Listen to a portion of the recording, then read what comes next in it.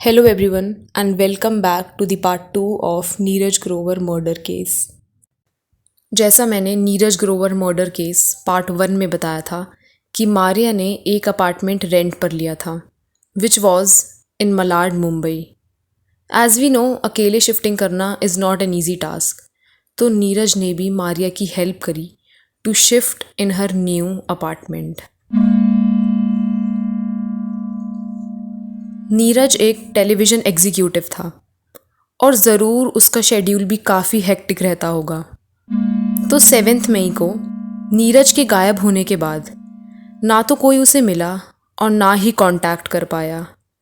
लेकिन शॉकिंग बात यह है कि नीरज का फ़ोन ऑन था। 9 मई नीरज के मर्डर के पूरे 2 दिन बाद मारिया ने मलाड पुलिस स्टेशन में एक मिसिंग कंप्लेंट दर्ज कराई, नीरज ग्रोवर की मिसिंग होने की रिपोर्ट, जहां मारिया ने पुलिस को ये बताया कि नीरज 6 मई की रात से ही गायब है और उस दिन नीरज से मिलने के बाद वो उसे कांटेक्ट नहीं कर पाई। लेकिन किसे पता था कि मारिया की ये बात जल्द ही झूठी साबित होने वाली है। अब इस केस में आगे बढ़ने से पहले हमें थोड़ा पीछे जाना होगा, जहां मारिया ने अपना नया अपार्टमेंट रेंट पर लिया था। 6 मई 2008 ऑलमोस्ट रात को नीरज मारिया के अपार्टमेंट में आया उसकी हेल्प करने, और कुछ ही देर बाद मैथ्यू ने मारिया को कॉल करी आम दिनों की तरह। जिस बीच मारिया ने मैथ्यू को ये बताया कि वो नीरज के साथ अपने अपार्टमेंट में है और वो वहाँ उसकी हेल्प करने आया है। ये सुनने के बाद मैथ्यू को बहुत ही ज़्यादा गुस्सा आया और उसने मारिया को कहा कि नीरज को जल्द से जल्द वापस भेजो और उसे वहाँ रात को मत रुकने देना। लेकिन जैसा मैंने कहा था कि मारिया के साथ एंगेजमेंट के बाद मैथ्यू बहुत ही पॉजेसिव हो गया था, और ये जानते हुए कि नीरज मारिया के घर पर है उसने ये एज्यूम किया कि नीरज ज़रूर उस रात मारिया के घर ही रुकने वाला है। एंड गेस व्हाट, ये सच था।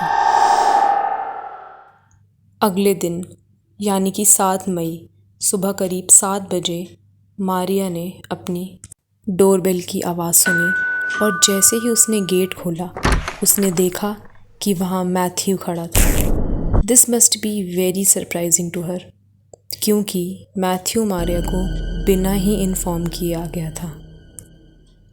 गेट खोलते ही मैथ्यू ने बिना कुछ सोचे सीधा मारिया के घर में घुसकर नीरज को ढूंढना शुरू कर दिया। कुछ आर्टिकल्स में ये मेंशन्ड है कि मैथ्यू ने नीरज को मारिया के बेडरूम में देखा था,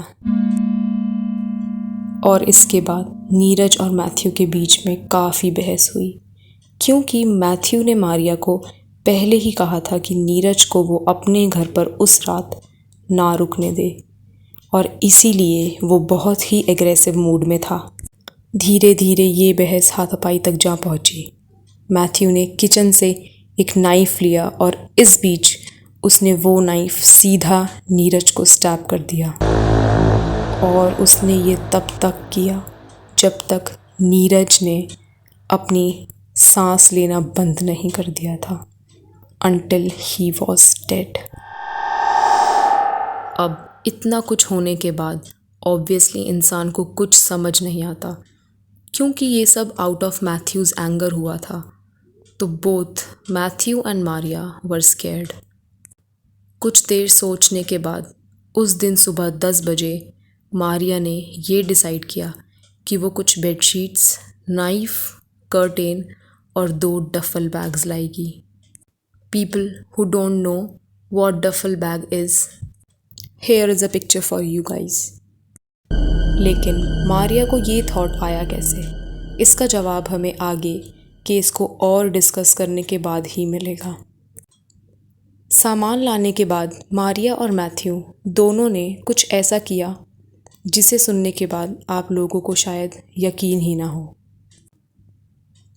उस दिन मारिया के वापस आने के बाद मैथ्यू और मारिया ने एक एक करके नीरज की डेड बॉडी के ऑलमोस्ट 300 टुकड़े किए। हाँ, 300 टुकड़े। और इसके बाद नीरज की बॉडी के टुकड़े उन बैग्स में डाले जो मारिया मॉल से लेकर आई थी। उन दोनों ने एक एक करके सारे एविडेंसेस मिटाने शुरू किए। दे change the bedroom upholstery. Upholstery मतलब फर्नीचर को कवर करने के लिए जो क्लॉथ यूज़ होता है उसी को अपहोल्स्ट्री कहते हैं। उसके बाद उन्होंने सारे ब्लड स्टेन्स फ्लोर से हटाए। उसी दिन मारिया और मैथ्यू ने एक कार के बूट स्पेस यानी कि कार के पीछे की वो स्पेस जहां लोग अक्सर अपना सामान रखते हैं उसमें उन बैग्स को रखा और शाम करीब 4:30 बजे वो दोनों उस सिटी यानी कि मलाड से बाहर चले गए। मलाड से बाहर जाते वक्त उन दोनों ने रास्ते में ही पेट्रोल खरीदा। अब डेड बॉडी के पीसेस करने के बाद भी सबूत पूरी तरह से नहीं मिटे थे, इसलिए उन्होंने ये डिसाइड किया कि वो उन टुकड़ों को पेट्रोल डालकर जला देंगे। ये केस अपने आप में ही एक हीनियस क्राइम है जो उस टाइम पर काफ़ी कंट्रोवर्सी में भी था। तो नीरज की डेड बॉडी के टुकड़ों को जलाने के बाद मारिया और मैथ्यू वापस मलाड आ गए थे उसी रात, जिस रात उन्होंने नीरज का मर्डर किया था।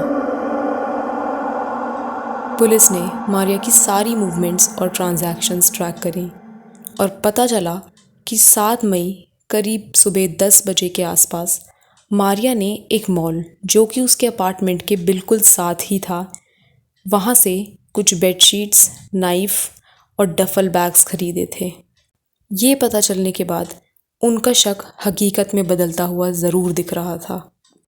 आगे पुलिस की पूछताछ के वक्त जब मारिया को लगा कि अब वो बिल्कुल फंस गई है और उसके पास कोई भी रास्ता नहीं है, तब मारिया ने कन्फेस कर लिया कि ये सब उसने मैथ्यू की मदद से और उसी के कहने पे किया है। इवन जिस कार में नीरज की बॉडी के टुकड़ों को ले जाया गया था वो कार मारिया के किसी फ्रेंड की थी और उसने अपने फ्रेंड से वो कार बोरो करी थी। लेकिन पुलिस की पूछताछ के दौरान मारिया ने पुलिस को ये बताया कि वो कार उसके किसी नेबर की है। उन पर इतना शक होने के बाद पुलिस ने उनकी 7 मई की लोकेशन को ट्रैक किया और ट्रैक करते वक्त जिस पेट्रोल पंप से उन्होंने पेट्रोल ख़रीदा था वहाँ की सीसीटीवी फुटेज में मारिया और मैथ्यू को देख लिया गया था।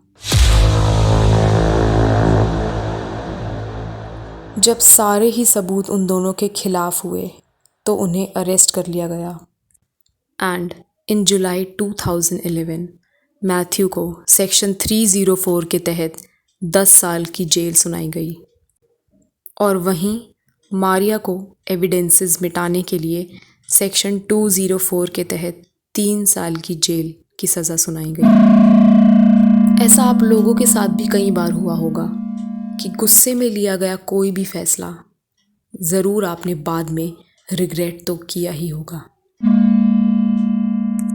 क्योंकि ज़्यादातर गुस्से में हम लोग कुछ सोच नहीं पाते और हम जो भी करते हैं वो एक रिएक्शन ही होता है। इस केस को लेके आप सबके क्या व्यू पॉइंट्स हैं और थॉट्स हैं वो प्लीज़ मुझे कमेंट बॉक्स में ज़रूर बताइएगा। और ये था Neeraj Grover murder case part 2 का एंड। ऐसी ही और ट्रैजिक और रियल स्टोरी सुनने के लिए सब्सक्राइब करें truly SC and please share this video with your friends and family.